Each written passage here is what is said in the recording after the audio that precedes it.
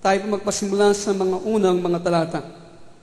Sa umaga ito mga kaibigan at mga magulang, ating pong pag-uusapan ang mga kingdom instruction from the book of Joshua. Okay? Ating pong pag-uusapan ang mga kingdom instruction from the book of Joshua. Ating pag-uusapan mga katuruan sa kaharian ng Diyos na ating pong masusumpungan sa aklat ni Josue. Ito po ay nasa Lumang Tipan, kaya hiniling ko po ang lahat ay magdala ng kanilang mga kanya-kanyang Biblia sa susunod na linggo para tayo po ay makasunod sa ating pag-aaral na ito. Kalooban po ng Diyos sa ating pong sisiyasatin ang bawat talata sa aklat ni Josue sa mga sumusunod na mga linggo. Okay, Joshua chapter 1 verses 1 and 2. Ganito pong sinasad. Nangyari nga pagkamatay ni Moises na lingkod ng Panginoon, ng Panginoon ay nagsalita kay Josue na anak ni Nun na pangasiwa ni Moises na sinasabi, si Moises na aking lingkod ay patay na. Ngayon nga'y tumindig ka, tumawid ka sa hordang ito, ikaw at ang buong bayang Israel, hanggang sulupain na aking ibinibigay sa kanila sa makatwid bagay sa mga anak ni Israel. Kayo po na bago sa pag-aaral ng Biblia, nais kong bigyan ng background ng kasaysayan ito ng bansang Israel upang ating lubusan maunawaan ang mga talata na ating binasa. Marami sa atin ay ating nalalaman ang kasaysayan ni Moises. Sanggol pa lamang, siya ay tinakda ng Diyos upang manguna sa bansang Israel. Alam po natin ang bansang Israel ay naging alipin ng mga Hipsyo sa maraming mga taon hanggang sila'y lumaki ng isang malaking bansa. Hinigitan ang bansang Egypto. Dumating ang takdang panahon na ilalabas ng Diyos ang kanyang bayang pinili, ang bansang Israel, at dalhin sa lupang ipinangako sa kanila ng Diyos sa kanilang mga inununo. At alam natin ang kasaysayan sa pangunguna ni Moises at ni Josue, na lingkod ni Moises, ay nilabas ang bansang Israel sa pamagitan ng mga salot at iba't bang mga kapangyarihan na ipinakita ng Diyos para ang paraon ay makita ang kababalaghan at kapangyarihan ng Diyos ng bansang Israel, si Yahweh. Alam natin, ang pinakahuling salot ay kamatayan ng lahat ng mga panganay, ng lahat ng mga Egyptyo. Hindi lang mga panganay, kundi lahat ng mga panganay kahit na ang kanilang mga hayop. At sa pamagitan ng kapangyarihan ng Diyos, lumabas ang bansang Israel. Kanilang tinawid ang ilog pula, the Red Sea, itong unang ilog na kanilang tinawid. Pagkatapos sila po ay tumawid sa ilog na ito, sila po ay umikot na maraming mga taon na ating tinatawag na wilderness o ilang o disyerto. Sa maraming mga taon, sila po ay naglilibot sa disyerto. For almost 40 years. Dahil sa katigasan ng kanilang ulo, sa kanilang paghimagsik sa Diyos, kahit na si Moises, na lingkod ng Diyos, ay hindi nakapasok sa pinangako ng Diyos na lupain sa kanilang mga ninuno. At alam natin, bagong henerasyon ang pumasok sa lupang ipinangako. Halos lahat ng henerasyon na lumabas sa bansang Israel o Egypto ay nangamatay. At sa puntong ito, gaya ng ating binasa sa aklat ni Josue, sa chapter 1, sa verse 1 and 2, naghahanda ng bagong henerasyon na pumasok sa lupang ipinangako. At sila ay nasa dalampasigan ng ilog Jordan. Okay? Dalawang ilog ang kanilang tinawid. Ang ilog pula, the Red Sea, ang unang ilog. Alam po ninyo, ang mga kasaysayan o ang paglalakbay ng bansang Israel from Egypt to Canaan, it symbolizes our Christian walk. Ang ating paglakad sa ating buhay Kristiyano. Ito pong tinuturo sa atin sa tuwing Wednesday sa ating Bible study. At medyo malayo-layo na po ang ating nag-aaral sa kanilang natalakay sa pagpaksang ito. Gayunpaman, ito po'y mahalaga. Kaya ang nangyari sa bansang Israel ay para bang larawan at anino ng mga bagay na mararanasan ng bawat isa sa atin na sumasampalataya sa ating Panginoong Jesucristo. Kaya sinasabi po dito ng Diyos kay Josue, na sinabi, nangyari pagkamatay ni Moises na lingkod ng Panginoon, ang Panginoon ay nagsalita kay Josue Si Moises na aking lingkod ay patay na. Nung sabihin nito ng Diyos kay Josue, na lingkod ni Moises, sila ay nasa dalampasigan ng Ilog Jordan, naghihintay upang sakupin ang bansang ipinangako. Change, kung ating mapapansin, comes in the kingdom of God. Ang pagbabago ay dumarating sa kaharian ng Diyos at sa mga buhay ng mga tao na may kinalalaman sa kaharian ng Diyos. Change, ang pagbabago, gaya ng ating nakita. The leadership change. Sa loob po ng 40 taon, si Moises ang naging representante ng Diyos dito sa lupa. Sa tuwing po ang Israelita ay kanilang iniisip ang patungkol sa Diyos, walang pagsala, naiisip nila si Moises. Subalit dumating ang panahon na si Moises ay namatay, gaya ng ating binasa. Ang aking lingkod na si Moises ay namatay. Sa buong kasaysayan po ng pagkilos o paggawa ng Diyos, listen, sa buong kasaysayan throughout history, sa pagkilos po ng Diyos sa tao, mayroon dumarating sa punto ng malaking pagbabago. There have come a point of great change. Gaya po ng ang baha, the flood, during panahon po ni Noe. Sa panahon po na tinawag ng Diyos si Abraham, palabas sa Kaldean ng Ur. The burning bush, yung puno na nagliliyab, subat hindi natutupok. The baby in Bethlehem, ang sanggol sa Bethlehem. These epochs, o itong mga kapanahunan nito, ay may kinalalaman sa mga outstanding personalities. Itong pakikitungo ng Diyos na ito, na pagbabago, mayroong mga kinalalaman na mga personalidad, mga dakilang mga tao na itinayo ng Diyos. Changes is very difficult for human beings to accept. Hindi ba? Ang pagbabago ay napakahirap para sa mga tao na tanggapin.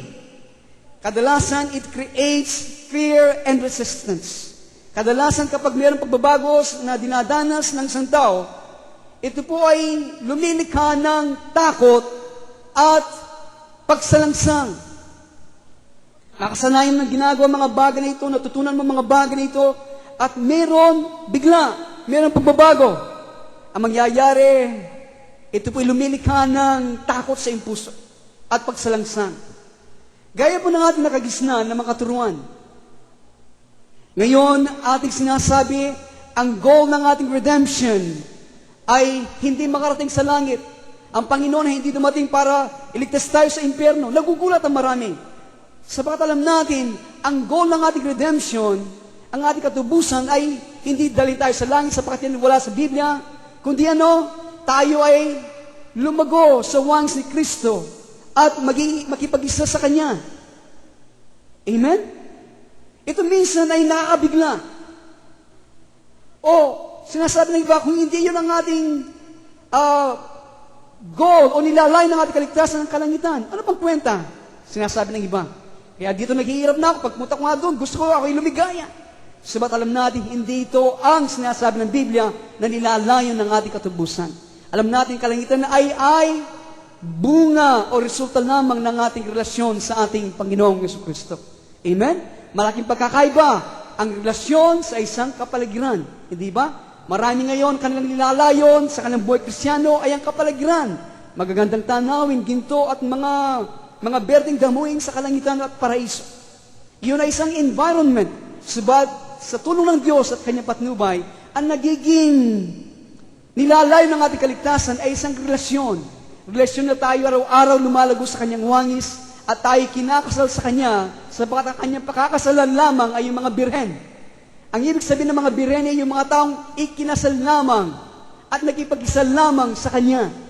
At hindi sila nakakasal sa ibang mga bagay o sa anumang tao o mga bagay sa sanglibutan. Amen? So, ito po ang mga bagay na bago at pagbabago at reformation na tinuturo sa atin na minsan nagdudulot ng takot at pagsalangsang sa maraming mga tao. Gaya ng iglesia, kailangan dumaan ng dakilang kapighatian. Great Tribulation. Ang kinakagisnan, aking tinuro, ng iglesia ay mararapture bago lumitaw ang Antikristo, bago dumaan ang iglesia ng dakilang kapighatian, dahil paborito tayo ng Diyos, nasa 20th century tayo. Ang mga unang mga Kristiyano, pinakain ng leon, sila ay nagutom, nabuhay sa ilalim ng lupa para hindi sila maapektuhan ng lipunan ng mga taga-Romano na puno ng kamunduan at makasariling mga bagay. Sila ay naghirap dahil sa kaharian ng Diyos at tayo dahil nasa 20th century, hindi na natin kailangan daanan mga bagay nito dahil tayo paborito ng Diyos. Kaya ito'y nagkakaroon ng resistance, pagsasalansan. Kaya tayo tinatawag ng mga kulto. Wala tayo sa salita ng Diyos. Subalit alam natin, ang pagbabago ay minsan ay masakit at mahirap tanggapin ng marami. At tayo nagpapasalamat sa Diyos, nagkakaroon ng revival of His Word. Muling binubuhay, binabalik tayo ayon sa sinasabi ng mga propeta at ng kanyang salita. But change, ang pagbabago, and sometimes radical and very significant change does come. Hindi ba? Kahit nasa ating mga sarili mga buhay. Ang pagbabago, minsan ito'y malaki at ito'y mahalagang pagbabagong dumarating sa ating mga buhay. Kahit na po si Moises, isa ng institusyon, siya ang pasimula. A most extraordinary individual. Nilikha siya ganito ng Diyos. Subalit meron dumating na oras o araw, kanya pong iniwan ang mundong ito. Pagkatapos nito, ang Panginoon ay nangusap kay, kanino? Kay Josue, kay Joshua. Alam natin si Joshua ay naging alipin o lingkod ni Moises. Ang oras o panahon na tayo po'y nabubuhay ay nasa ganitong krisis. Changes are taking place in the world. Ang pagbabago ay dumarating sa sanglibutan. Ito po ating napapansin. Mabilis. Subalit, mas dakilang pagbabago kaysa sa sanglibutan ang nagaganap sa kaharian ng Diyos. Dahil alam po natin, ang pagdating ng ating Panginoong Jesucristo ay malapit na. Worldwide revival is upon us. Ang buong sanglibutan na pagbubuhos ng Espiritu ng Diyos, ito po ay ating nang nararanasan at nagpapasimula na. Kasama na po dito ang pagbibigay ng kapangyarihan sa hurinan ng Ebanghelyo ng kaharian ng Diyos. Pagkatapos po ng latter rain revival, these are the sequence of events na ating pong paniwala at ating tinuturo sa iglesia ito. Ang hinihintay natin kapanahon ngayon na darating ay tinatawag natin latter rain revival. Ang pagbubuhos ng ulan, yung masaganang ulan ng Diyos. Sa kanya pagbubuhos ng ulan nito, maraming mga tao ang makakakilala sa kanya sapagkat gagamitin niya ang kanyang dalawang saksi, ang iglesia na kanyang katawan at ang ulo, walang iba kung hindi ang ating Panginoong Jesucristo. Ang mga taong ito na mananagumpay at nagtagumpay at namatay sa anong klase kamatayan, namatay sila sa sanglibutan, sa kasalanan at sa kanilang sariling kalooban, ay mapupuspos ng latter rain anointing na ito at sila'y gagamitin ng Diyos sa dakilang kaparan. Sa pamagitan ng ministeryo, maraming mga tao ang makakasaksi ng kapangyarihan ng ating Panginoong Jesucristo. Pagkatapos ng latter rain revival nito, there will come a days of trouble na gaya ng aking sinabi. Darating ang araw ng kaguluhan, which shall purify the bride of Messiah. Ito po ang layunin ng dakilang kapighatian na kailangan maranasan ng lahat ng tao, maging Kristiyano o hindi. Kailangan nilang maranasan kapighatian na ito dahil ito ang kaparaan ng Diyos para tayo ay kanyang madalisay. Gayong ginawa niya kay Sister Cecil po nung nag-share sa atin nung last Sunday. The tears, ang damo, ay darating din na siya ay mahilo. Remember, in these last days, dalawang bagay ang nahilo. Ang mga Kristiyano na ating tinatawag the rich, ang mga matutuwid, actually ito ang mga matutuwid, at ang hindi matutuwid na kumakatawan sa mga damo. Sila'y pareho mahino. Kaya ang mangyayari po, divine judgment ang banal na paghahatol puot sa lahat po ng mga sawil ay darating sa kanila. So, the harvesting of the earth are at hand. Ang pag-aani po sa sanlibutan ito ay malapit na dumating. Listen, kinailangan halos po ng 2,000 taon simula sa kamatayan ng ating Panginoong Jesucristo para dalhin ang iglesia, para dalhin ang Kristiyanong iglesia doon sa tabi ng dalampasigan ng Ilog Jordan, gaya ng aking nasabi. Kinailangan ng 2,000 taon para dalhin ang iglesia ngayon ng bawat sa atin sa pasigan ng Ilog Jordan. Ang Ilog Jordan siya po namamagitan na ilog sa wilderness, sa ilang papasok sa lupang ipinangako. Ang Ilog Jordan ay kumakatawan sa death to self, kamatayan sa ating mga sariling kalooban, and stern obedience to the Father, may pagsunod sa Ama. Halos 2,000 taon ang kinailangan bago ang iglesia, ang Kristiyanong iglesia sa kasalukuyan, palatan ay makarating sa Ilog Jordan na ito. Mamatay araw-araw sa kanilang mga nasa ng laman. At mahigpit na sundin ng Ama. Paano pong dahilan para bigyan tayo ng kakayahan para matamo ang spiritual na kapamahalaan sa ibabaw ng material na nilikhang ito. Ito pong dahilan para bigyan tayo ng kakayahan na makapamahala, dominion sa ibabaw ng lahat ng mga material na nilikha ng Diyos dito sa lupa. Ating pong pagyayamanin, listen, ating pong pagyayamanin at pakikinabangan, yung pong mga karunungan at makalakasan na ating pong minana mula po sa mga makadiyos na babae at mga lalaki sa nakaraan. Tuloy po ang kanilang mga biography sa aking binabasa. Si Rhys Howell, si Charles Finney, ang mga iba pang mga dakilang mga misyonaryo ng Diyos sa nakaraan. Ito yung nagbigay sa akin ng inspirasyon na sumulong pa, magpakabanal at maging matuwid sa harapan ng Diyos. Aking nakita ang kanilang kapalpakan at mga kainan. Gayunpaman ang kanilang mga buhay nito ay nagdulot sa atin ng karunungan at naging malaking pakinabang at kalakasan sa ating lahat. Kaya habang ang mga buhay nito ng mga tao sa nakaraan ay nagiging pagpapala sa atin, habang tayo naman ay nagpupunyagi na sumulong tungo sa worldwide demonstration and preaching of the gospel which already has begun. Alam po natin, ang malaking demonstrasyon ng kapangyarihan ng Ebanghelyo, ito po ay nagpasimula na. So we must prepare ourselves for Armageddon. Armageddon sa Hebrew. Ito po ang Armageddon, ito po ay isang kapatagan, a valley in Israel. Dito po ang pinakahuling digmaan na maranasan ng tao bago ang pagtatayo ng kaharian ng Diyos dito sa lupa. Dito ang pwersa ni Antikristo, ang halimaw at ang palsong propeta ay makikipaglaban sa mga hukbo ng ating Panginoon, ang kanyang mga Kristo, na mula sa kalangitan. Okay? Latter rain, ito po sequence of events. Latter rain ang ating iniintay. Pangalawa, katapos po ng latter rain, dadalisain ng Diyos ang lahat ng naligtas sa pamagitan po ng kapigatihan. Pagkatapos po ng kapigatihan, sinasabi sa 1 Thessalonians, at the sound of the last trumpet, okay? Pagtunog ng huling trompeta, lahat tayo na namatay kay Kristo, lahat na nabubuhay kay Kristo sa panahon na yon, na nagtagumpay sa 3 kamatayan nito, sila po ay makakatanggap ng bagong katawan at sila po ay magbabago sa isang katawan na hindi nabubulok, mula sa katawan na bubulok sa isang katawan na hindi nabubulok, na natin tinatawag the first resurrection. Kapag tayo, ganang ang nangyari sa ating Panginoon, siya ay muling nabuhay ng maguli, at siya ay tinaas, tayo rin ay tataas in a glorified body. At doon sa impapawid, God will give us the role, our roles to the kingdom of God. Ibibigay niya ang ating bahagi sa kaharian ng Diyos. At dito, babalik tayo dito sa lupa. Nandiyan ba kayo? Babalik tayo dito sa lupa. Dito naghihintay ang 3 persang ito na aking nasabi.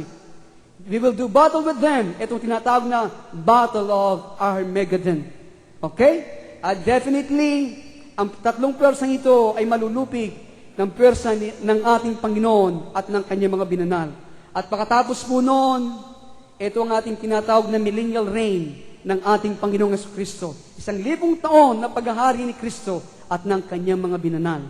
Lahat mo nakaunawa magsabi ng amen. So, sa lahat po ng mga bagay ito, inihanda tayo sa Armageddon. at sa ating pusang samin ang paghahari ng sanglibutang ito sa pagdating ng ating Panginoong Jesucristo. Ours is a new day. Amen? Ang ating kapanahunan ay bagong araw. Kaya sinasabi po sa Acts 3 verse 21, the times of restitution of all things is at hand. Na sinasabi ang ating kapanahunan ay ang mga panahon ng pagsasaoli sa dati ng lahat ng mga bagay na sinalita ng Diyos. Yan po sinabi. Pagsasaoli sa dati ng lahat ng mga bagay na sinalita ng Diyos sa pamagitan ng bibig ng kanyang mga banal na propeta buhat pa nung una. So wisdom and power without precedent in man's experience are being assigned to God's elect. Kaya ang kapangyarihan at ang karunungan na hindi pa naranasan ng tao, ay ito po ay binabahagi ngayon sa mga pinili ng Diyos. Ngayon ay kanya nang inuhubog ito sa inyong pagkatao, ang karunungan at kapangyarihan ito. The kingdom of God is at hand. Amen? Ang kaharian po ng Diyos ay malapit nang dumating. Ano po itong kaharian ng Diyos? Actually, ano po ang kahit mapasok sa inyo kapag binanggit ang salitang kaharian? Ang kaharian kahit mapasok sa atin, gaya po, ngayon meron tayong kaharian na sinasabi, gaya po sa London. Hindi ba? Kapag binanggit ang kaharian, hindi magiging kaharian ng isang bansa kung walang isang personality, isang character na dakila na ating tinatawag na hari.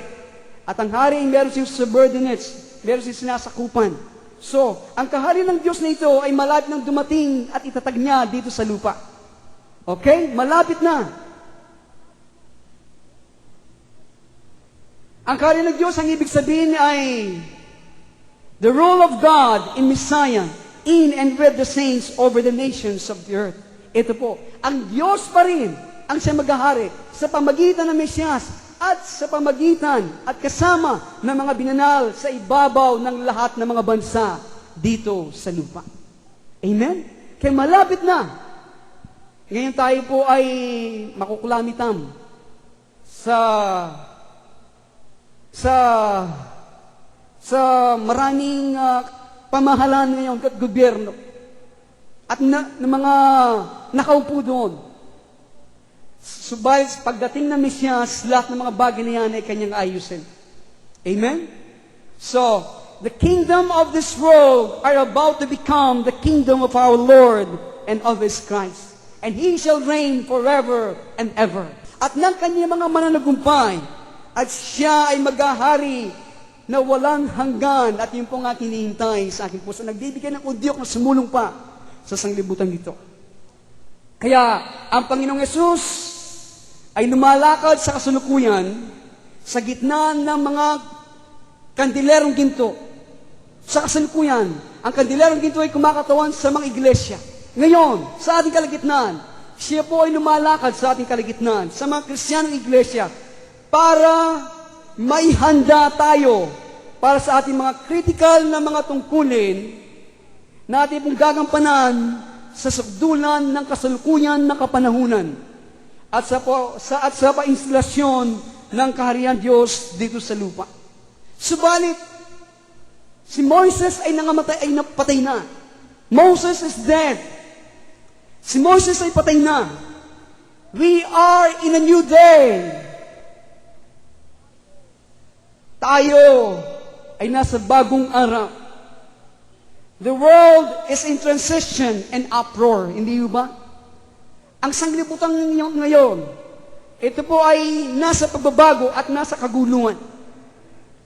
So, ang ating dalangin sa lahat ng iglesia at sa bawat sa atin, we are not to copy the old techniques of the church operation except as the Holy Spirit leads us to do so. Huwag po natin gayahin ang mga lumang mga techniques kung paano kumikilos ang iglesia maliban ito'y sabihin sa atin ng ating Panginoong Yesus. Meron pong 5 bilyong mga tao sa sanglibutan.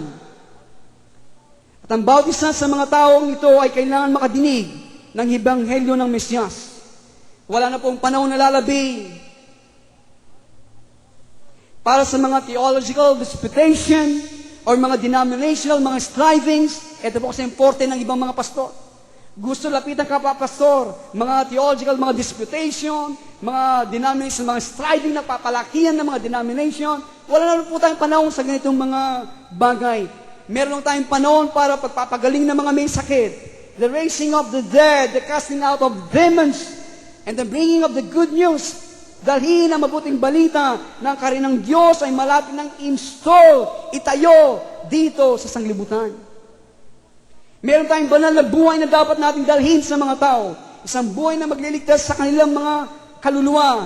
Heal their bodies, pagalingin ang kanilang lupang katawan, and give them wisdom and power to live in this world.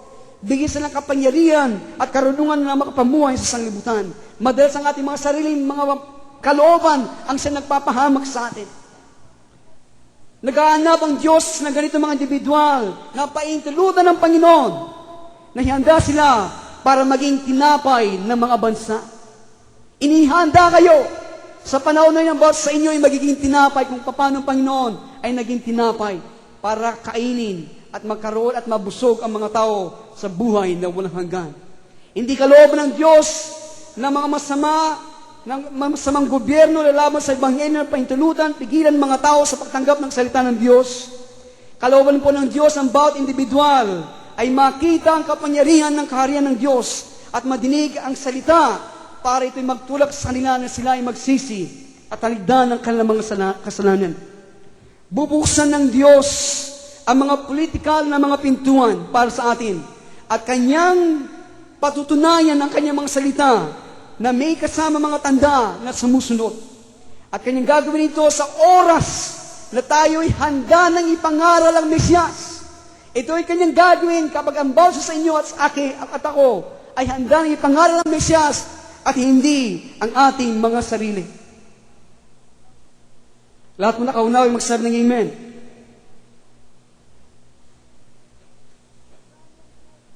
May plano ang Diyos sa kasalukuyan. Tayo po nagpapasalamat ng Diyos, hindi natin katulad. Na minsan, gawa na tayong gawa bago tayo magplano. Pero ang Diyos may plano na siya sa pagkagaya ng ating nasabi, the works were finished before the foundation of the world. Lahat ng mga bagay ay tapos na sa Kanyang harapan. At mahalaga sa kasalukuyan, tayo po ay lumalakad na ayon sa Kanyang kalooban at panukala na Kanyang itinakda sa Kanyang puso. Kanyang dadalhin ang Ebanghelyos ng kaharian sa bawat nilikha. Moses is dead. Si Moses na kilingkod ay patay na, and that is true. But now, God will speak to Joshua. Amen? Ang Diyos ay magsasalita ngayon sa kanyang mga Josue. Isinagawa ang isang aspekto na gawain ng kaharian ng Diyos sa pamagitan ni Moises. Nagawa. At iba namang aspekto naman ng gawain ng kaharian ng Diyos sa pamagitan ni Josue. Moses, in the scripture, typifies the Lord Jesus as the meek and gentle shepherd. Alam po natin yan. Si Moses ay sumisimbolo sa ating Panginoong Jesucristo bilang maamo at maginoong pastol na tumawag sa kanyang bayan palabas sa Egypto, palabas sa sanglibutan. At pagkatapos sila'y pinangunahan niya tungo sa ilang. Joshua typifies the Lord Jesus as the commander-in-chief. Si Josue naman ay kumakatawan sa ating Panginoong Jesucristo bilang commander-in-chief. Sino pong commander-in-chief natin ngayon? Jesus, who directs His people across Jordan and into the battle against the enemy, and then divides them into their inheritance. Ito pong gagawin ni Josue. Siya isang general. Hindi siya sumulatan ng mga kalagay ni Moses. He is not a lawgiver, but he is a general in all history na wala siyang katulad. Na kumakatawan sa ating Panginoong Jesucristo. Siya pong mangunguna sa kanyang bayan para dalhin sila lampas sa Ilog Jordan at pagkatapos dalhin sila sa pakikipagbaka laban sa kalang kaaway na naniniran sa lupang ipinangako. At pagkatapos po ng pagsakop na ito, kanyang paghati-hati ng lupain, bilang mana ng mga tribu o bansang Israel. Atin mo nakilala ang mabuting pastol ng 23rd Psalm, hindi ba? Atin nakilala yung pong pastol na sinasabi natin sa Psalm 23, "The Lord is my shepherd, I shall not want." Subalit hindi po tayo gano'ng pamilyar sa Panginoon ng mga hukbo. Hindi tayo gano'ng pamilyar sa Lord of armies, the Lord strong and mighty in battle in Psalm 24. Sa Psalm 23, ang Panginoon ay sa mabuting pastol. Subalit sa Psalm 24, siya po ang Panginoon na mahukbo, Panginoon na makapangyarihan at dakila sa digmaan. Tinatanong natin, sino po ang hari na puno ng kaluwalhatian na nahayag niyo sa kasalukuyan sa mga iglesia? We have not known this person. Hindi natin nakikilala ang personang ito na nahayag ngayon sa iglesia. Sino siya? Sino ngayon nahayag ngayon sa mga iglesia? Sino po siya? Sino po siya? Para pag lumalampas ang aking pinapangaral sa inyo, siya ang ating Panginoong Jesus, the Lord of armies. Siya po ngayon nahayag sa kasalukuyan sa kanyang iglesia. Kasi po ating nakilala ang maamong at mapapagmahal na Mesiyas, kaibigan, kumakalinga sa mga maliit na mga bata, ang nagsasalita patungkol sa pag-ibig na makalangit Ama. Hanggang doon lamang ating nakilala ang Panginoon na ito. Hanggang doon lamang. Subalit nais sa Psalm 24, makilala natin siya. Sabat ngayon sa larawan ni Josue, siya dumating parang siya ay Panginoon na mahukbo. Ganyan ang nasabi, siya mangunguna sa Battle of Armageddon. Subalit sino itong cunning, matalino, mabangis na mandirigma, itong makapangyarihan na emperador, na ang kanya pong kilabot naging dahilan para kay Pablo na kanyang ikayatin, i-persuade ang mga tao. At ang kanya pong countenance, ang kanyang pagmumuka at presensya, overcame o nadaig ang Apostol Juan. At ang kanya pong tinig ay nayayanig ang buong impyerno dahil sa kanyang kapangyarihan. And paralyzed the fallen angels sa takot sa kanyang tinig. Sino po siya? Ang Panginoon ng mga hukbo, walang iba kundi ang ating Panginoong Jesucristo. Tayo po ay nagmamarsyang pasulong. Okay? Tayo po ay nagmamarsyang pasulong. Tungo sa lupain, aking ibibigay sa inyo, sabi ng Diyos sa bansang Israel. Kayo nagmamarsyang pasulong sa lupain na ibibigay ko sa inyo. Yan ba yun yung nadidinig sa inyong mga puso at spirito? Kayo ba'y nagmamarsyang paatras? Ay, ito po ang sinasabi ng ilan eh. Instead nagmamarsyang pasulong sa lupain na ibinibigay ng Diyos, sila ay nagmamarsyang paatras. Sa lupain na ibinibigay ng Diablo sa kanila.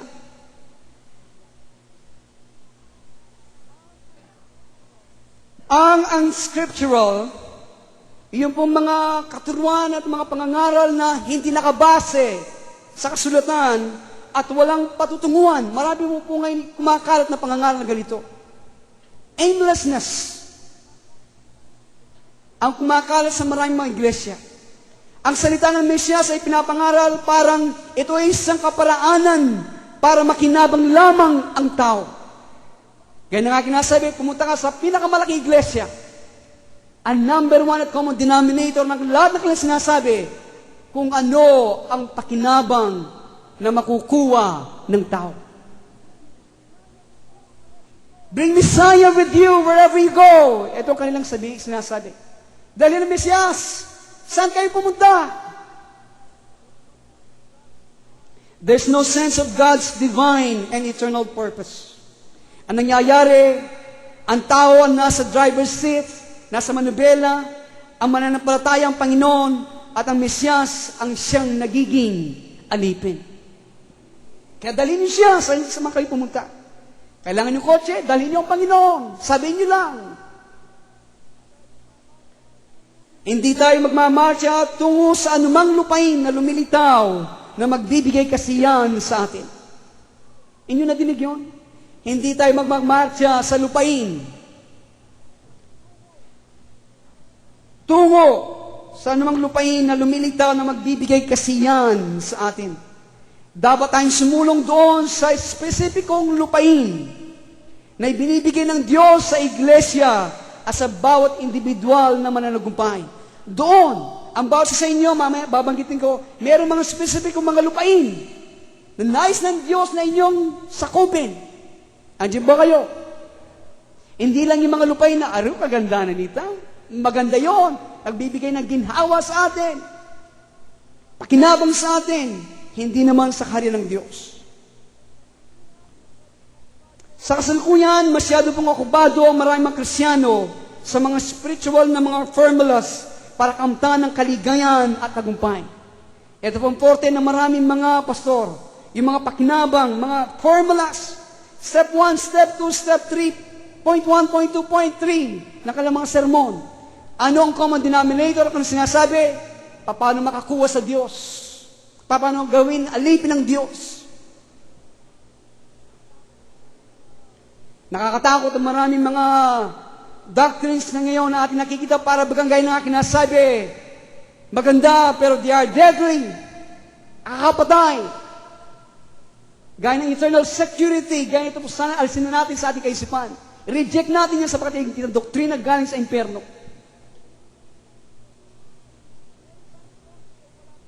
Meron tayong konti o wala tayong idea kung saan tayo patutungo.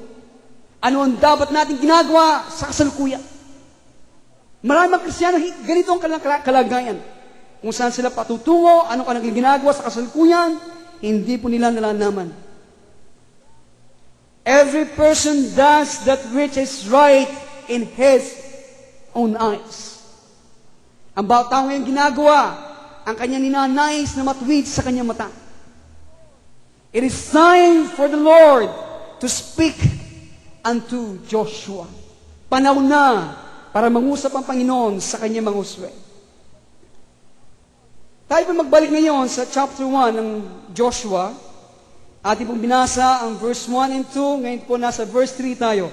Verse 3. Bawat dakong tungtungan ng inyong talampakan, ng inyong pa, ay naibigay ko na sa inyo gaya ng sinalita ko kay Moses. Every place that the sole of your foot shall tread upon, that have I given unto you, as I have said unto Moses. Listen to this. Bago po natin malaman, una sa lahat, tignan natin, listen to this, tignan natin, ito po dapat natin malaman, una sa lahat, tignan natin, dapat natin tiyakin kung saan tayo nais papuntahin ng Diyos. Okay? Sinasabi niya sa bansang Israel at kay Josue, ang bawat talampakan ng iyong pa, saan man ito, ipatong ito ay binigay ko na sa inyo. Subalit bago natin malaman ng mga bagay na ito, kailangan muna natin tiyakin kung saan tayo pinapupunta ng Diyos. Hindi ba? Anong lupain? Marami sa atin, hindi natin alam kung saan lupain tayo dinadala ng Diyos. Kaya ang ating buhay magulo, walang direksyon, sapat hindi natin alam kung saan tayo pinapupunta ng Diyos. Minsan po ito rin ang hirap sa mga estudyante ngayon, lalo na mga newly graduates sa high school. Hindi alam kung anong direksyon at anong course na kanilang kukunin. Kaya, sulpot doon, sulpot dito. Baka magalit ang aking pangalan kung sasabihin ko siya. So, ito pong dapat natin malaman, una sa lahat ng mga bagay, tiyakin natin, saan ba kayo pinapupunta ng Diyos? Ang tanong naman, paano natin matitiyak kung saan tayo pinapupunta ng Diyos? Nandiyan ba kayo? Siguro ang tanong hindi mo nga alam kung saan ka pa pinapupunta ng Diyos. Ngayon naman, paano natin matitiyak kung saan tayo naman pinapupunta ng Diyos? Kaya atin mo matitiyak kung saan tayo pinapupunta ng Diyos, listen to this, eto pong kaparaanan. Isulat ninyo, para malaman nyo kung saan kayo pinapupunta ng Diyos, hindi kayo gaya-gaya lamang ng inyong kapitbahay, ng kapwa Kristiyano. Okay? Matitiyak po natin sa pamagitan ng paghihintay. Kanino? Sa inyong kaklase? Sa inyong kaibigan? Kanino? Sa inyong magulang? Sa Panginoon. Wait upon the Lord. Kung naghihintay ka ng iyong ginagawa, nagmamadali ka? Panginoon, kalwa mo naman. Mapapali na ako ngayon eh. Bagot na ako eh. May bato na ako ngayon eh. Adaring nga madaring kabataan ngayon eh. Kalwat mo naman.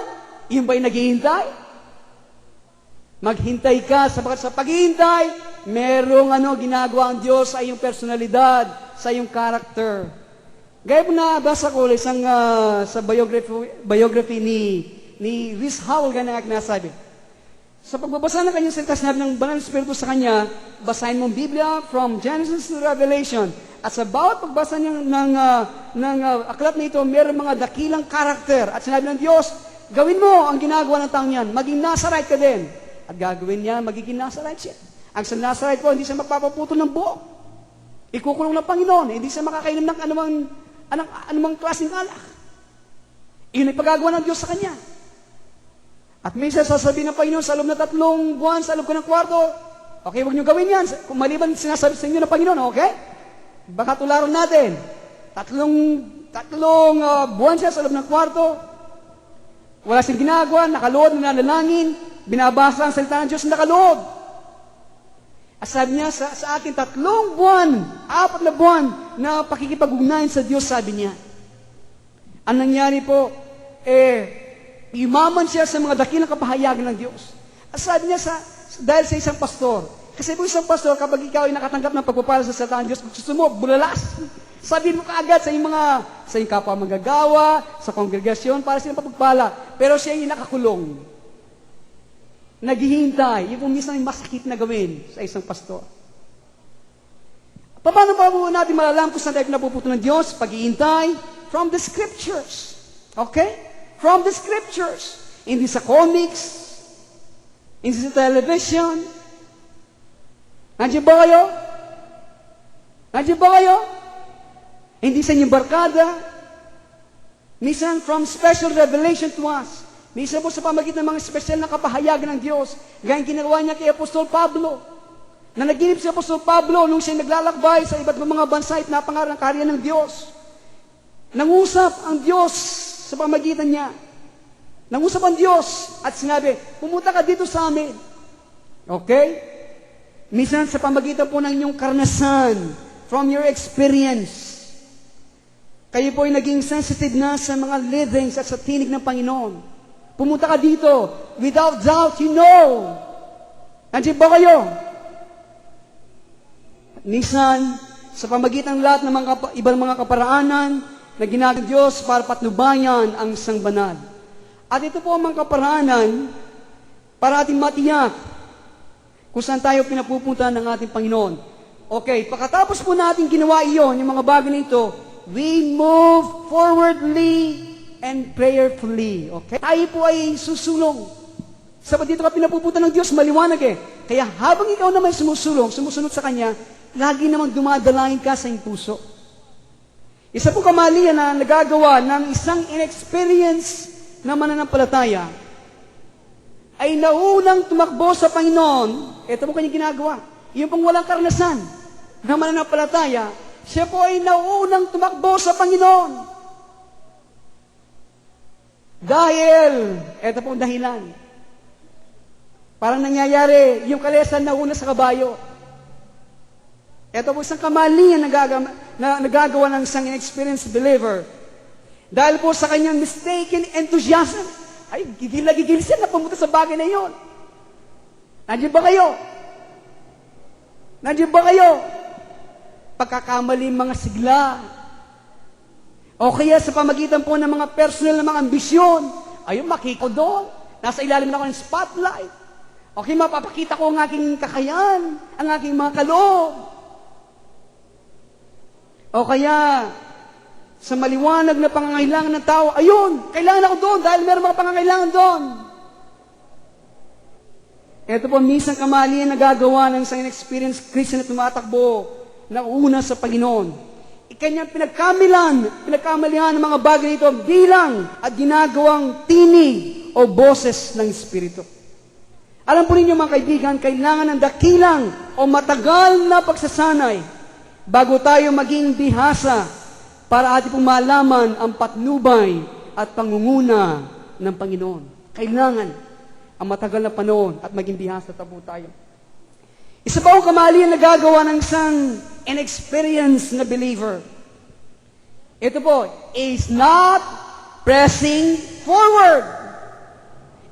Ang nauna naman siya. Yung isa naman, hindi naman siya nagpapatuloy. Nasumulong. Ang kanyang dahilan ay sa maling idea ng Diyos ay lalapit sa kanya at pwersahin siyang gawin ang kalooban ng Diyos. Iyon naman ang kalagayan ng isang Kristiyano na kulang sa karanasan. Andiyan po kayo? Ayaw niyang sumulong dahil inintay niya ang Diyos na dumating sa kanyang harapan. Oy, Pedro, ang bukol mo masyado na malaki. Iniintay niya muna yon at pwersahin siya na gawin ang kalooban ng Diyos. O kaya iniintay yung malaking kidlat o lindol para mahati ang mundo. Nandiyan ba kayo?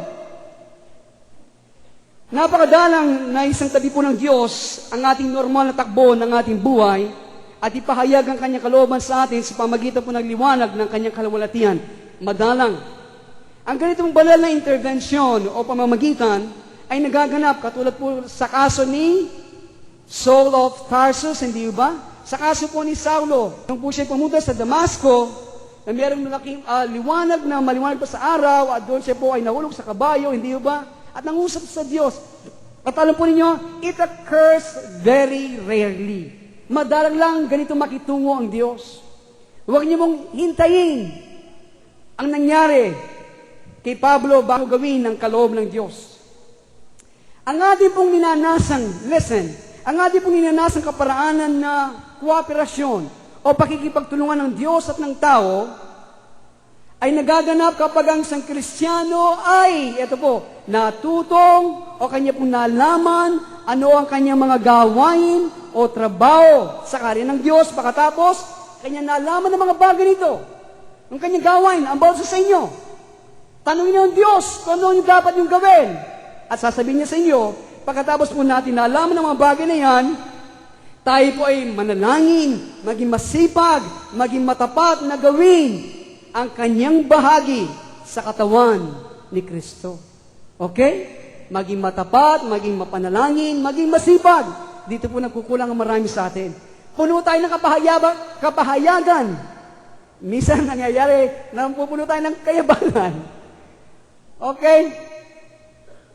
Sana po, mapuno tayo ng kapahayagan, pagkatapos manalangin, maging masipag.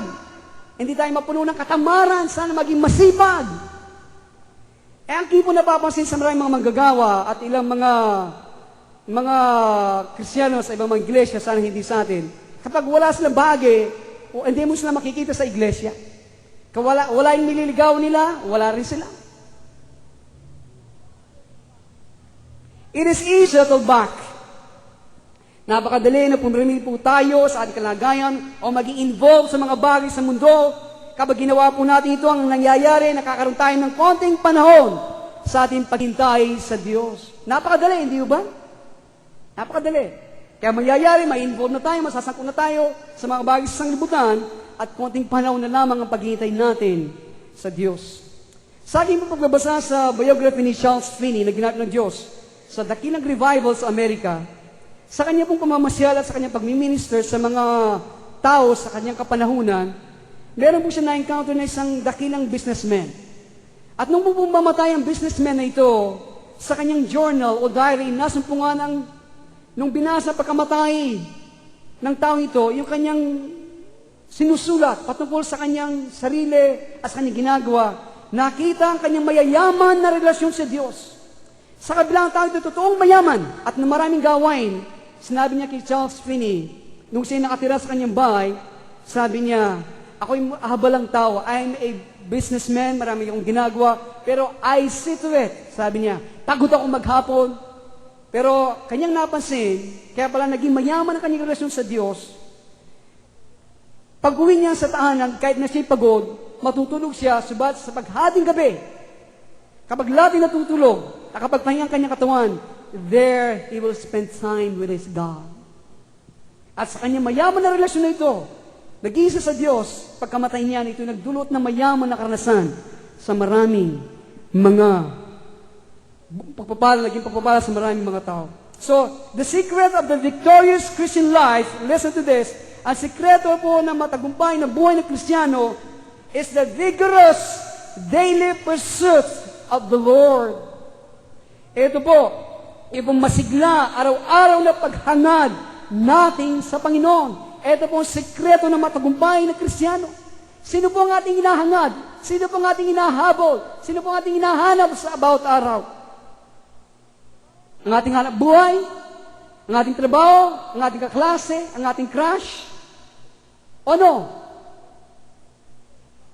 Ito po sikreto. At bahagi ng paghahanap pong ito o paghahangad sa Panginoon ay ang pagsasagawa abang tayo pinangungunahan ng Panginoon doon sa mga trabaho at gawain na Kanya pong inilagay sa ating hunahan. The conquering life is one of pressing forward. The conquering life is one of pressing forward, pressing forward, pressing forward. Ito po, ang isang manampay na buhay, isang buhay na patuloy na sumusulong, patuloy na sumusulong, patuloy na sumusulong. Nandiyan ba kayo? Ito po ang isang mananagumpay na buhay. Patuloy na pupunyaging sulong. We never give up. We never give up. Hindi po tayo sumusuko. When we stumble, we pick up ourselves up. Kapag po tayo nadapa, nabasag tayo, punutin natin ang ating mga sarili muli at itayo. Amen? And press on. Magpatuloy po tayo. Ang sigaw ng sa kabataan, kahit ba naging lifestyle na pastor, ang bagay nito, isang kabataan. Listen to this, at itong dinidin ko ngayong umaga. Ang Saklot Revival na ating ginagawa na praise and worship, ito po nagdudulot ng maraming pagpapala sa maraming iglesia at mga pastor. Meron pong 3 at 8 mga kabataan at manggagawa ang lumapit sa isang pastor. Okay, listen to this. This is very touchy, pero ibang kailangan ko sabihin. Baka meron gumagawa ng mga bagay na ganito. Lumapit sila sa kanilang pastor from ages to 12 at more than 30. Lumapit sila sa kanilang pastor. At napansin ng pastor sa mga kabataan nito na masigla sila. Nagkaroon ng saklot. Okay, masigla. Gumagawa, nanalangin ng umaga, nagbabasa na ng Bible, nagkakatip na. Pagdaan ng 1 linggo, 2 linggo, sabi nila, nawawala ang mga kabataan nito. Minsan mga Bible students.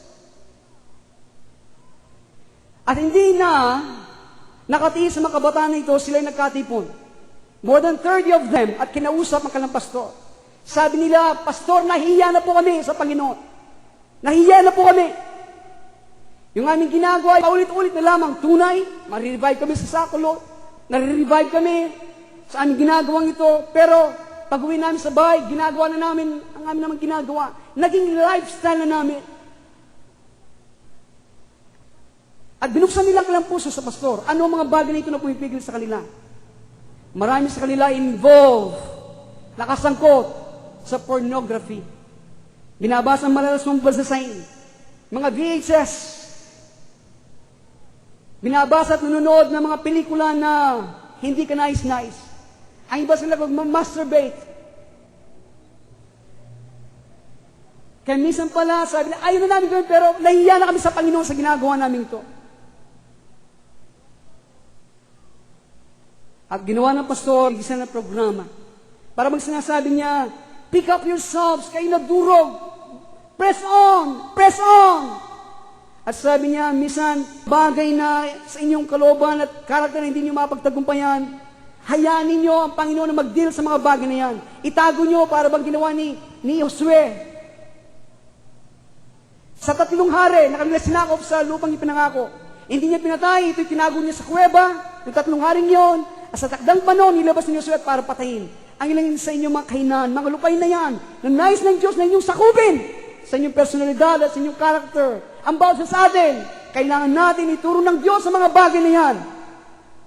Para ito ating lubigin sa karunungan at kapangyarihan ng Banal na Espiritu Santo. Kaya,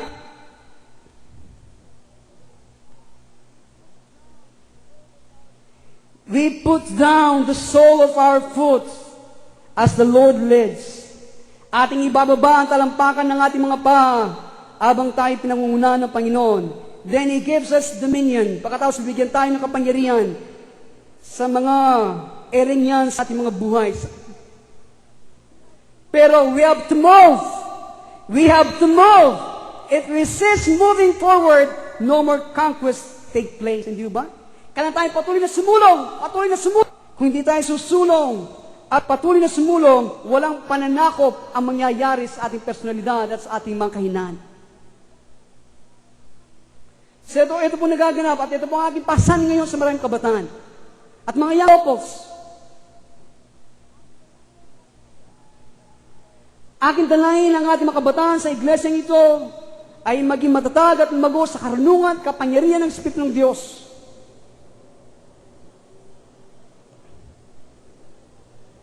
Kaya mga bagay natin na didinig ay mahalaga.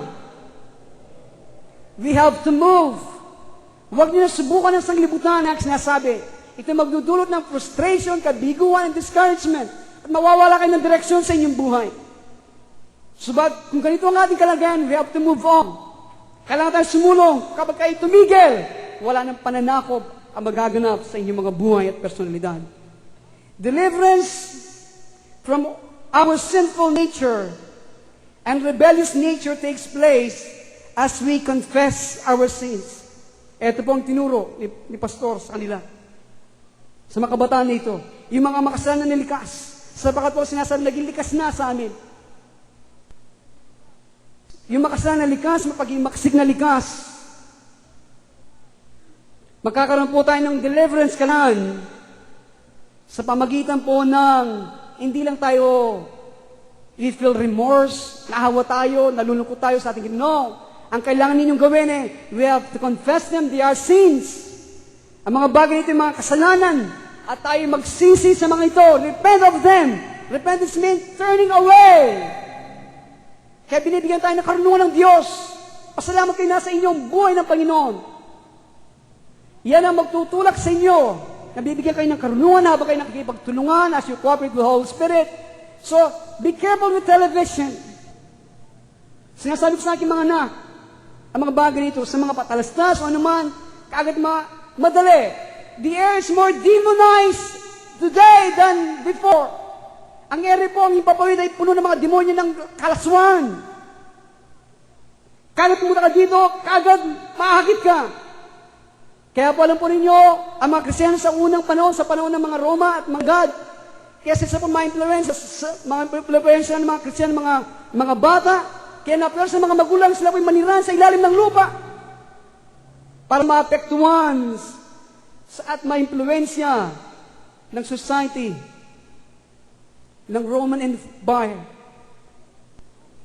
Ang aking pong dalain, meron kayong binibigyan ng common sense ng Panginoon. Iwasan rin. Kung nadaman ninyo na huwag natin gawin, you have so many things to do. Read books, read your Bible, lahat ng mga ito, okay?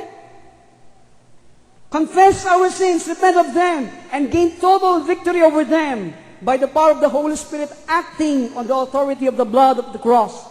Kaya sinasabi po sa Romans 8:13, for if ye live after the flesh, ye shall die. But if ye through the Spirit of God do mortify the deeds of the body, ye shall live. Kung ikaw ay lalakad sa diktaman, ikaw ay maray. Subalit kung ikaw sa pamagitan ng Espiritu ay patayin mo, tawa ng laman, ikaw ay mabubuhay. Galatians 5:16, this I say then, walk in the Spirit. Lumakad ka sa patnubay ng Espiritu, and ye shall not fulfill the lust of the flesh. Para huwag mong gawin ang dikta ng laman. By the wisdom and the power of the Holy Spirit of God, we are to kill the sin lust of our flesh. Sa pamaging karunungan at kapangyarihan ng Banal na Espiritu Santo, kailangan natin patayin ang makasalanan na pita ng ating mga laman. Lahat po ng mga kabataan magsabi ng amen. Amen? So, gaya natin na sinasabi ng isa sa aking mga anak, maging mapili kayo sa inyong pinanunod. Maging mapili kayo sa inyong pinakikinggan, sa inyong mga pinanunod. Alam po ninyo, sabi ng ibang mga kapatid natin, marami sa mga pinalalabas ngayon ng mga cartoons, behind it ay under the influence of guns and spirit of lust. Hindi nila isa niyo ang backward masking sa mga rock and roll na music. Kung ito ay i-play mo pabaliktad, ang sinasabi, worship Satan, worship Satan.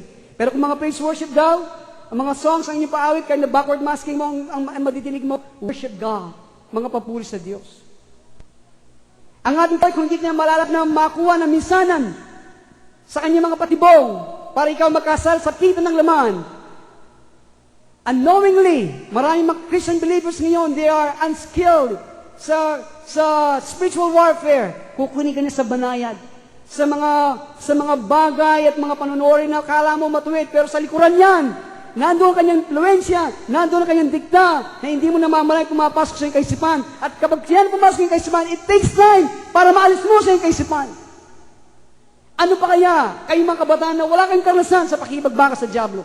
Kaya minsan, makitang mainit, pangalawang araw, wala na.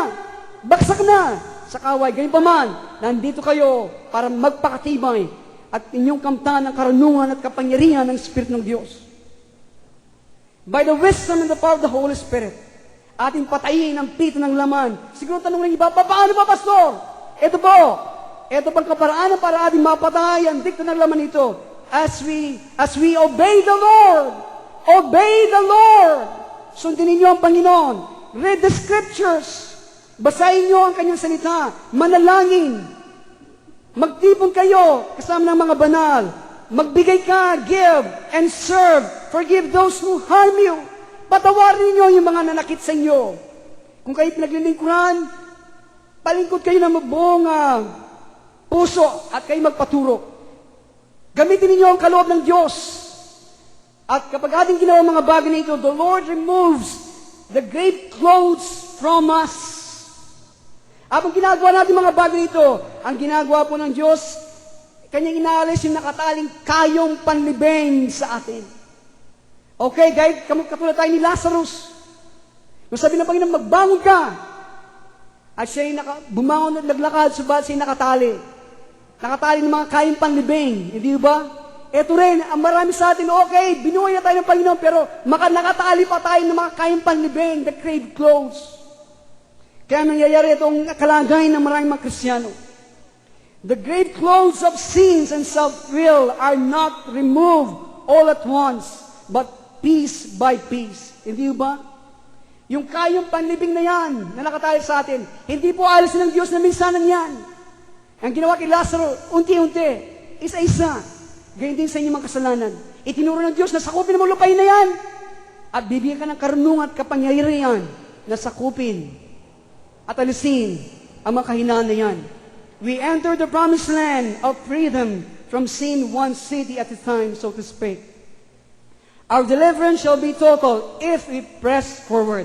So ang ating maging kalayan, magiging buo, kung tayo po ay nagpapatuloy na sumulong sa bawat araw, at the coming of the Lord, all that was sinful in us will be gone.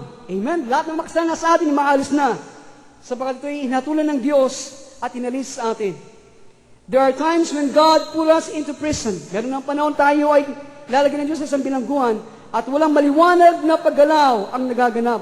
Subalit kahit na sa ganito mong kalagayan, meron dako na dapat sakupin kung tayo po'y patuloy tumingin sa Panginoon at hindi bigyan daan ang discouragement and self-pity. Amen? Kaya Joshua chapter 1 verse 4 sinasabi, from the wilderness and this Lebanon, even unto the great river, the river Euphrates, all the land of the Hittites, and unto the great sea, toward the going down of the sun, shall be your coasts. Ito po ang ating pag-uusapan sa susunod na linggo. Kaya sa umaga ito, ano po kaya sinabi ng Panginoon sa atin? Tayong kayo nakakalam. Ano kaya lupain na nais ng Diyos na nyo sakupin? Piece by piece, city by city, sa patnubay at karunungan ng Banal na Espiritu Santo, we will conquer. Tayo po lang tayo manalangin.